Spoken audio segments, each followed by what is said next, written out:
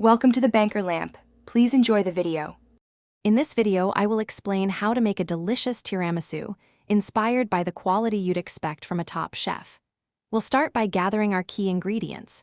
You'll need 6 large egg yolks, half a cup of granulated sugar, and 16 ounces of creamy mascarpone cheese. Don't forget 1.5 cups of strong, cooled espresso and 2 tablespoons of your favorite coffee liqueur. Finally, have about 24 ladyfingers and 2 tablespoons of unsweetened cocoa powder ready. Next, let's create that signature mascarpone cream.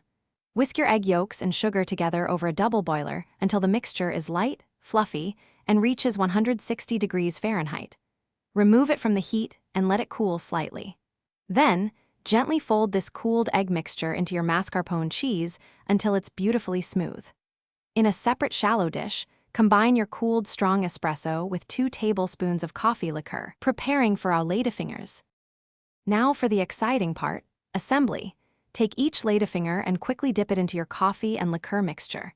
Be careful not to oversaturate them, or your tiramisu will be soggy. Arrange a single layer of these dipped ladyfingers in an 8 by 8 inch baking dish. Next, spread half of your luscious mascarpone cream evenly over the ladyfingers. Repeat these layers, finishing with a final layer of cream on top. Almost there. Cover your assembled tiramisu tightly with plastic wrap and refrigerate it for at least 4 hours, or even better, overnight. This chilling time allows the flavors to meld beautifully and the dessert to set properly. Before serving, dust the top generously with 2 tablespoons of unsweetened cocoa powder for that classic finish.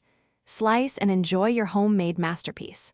Also, check the description for a link to some fantastic leak-proof containers and other great deals. Thanks for watching. If this was helpful, leave a like and consider subscribing. See you next time.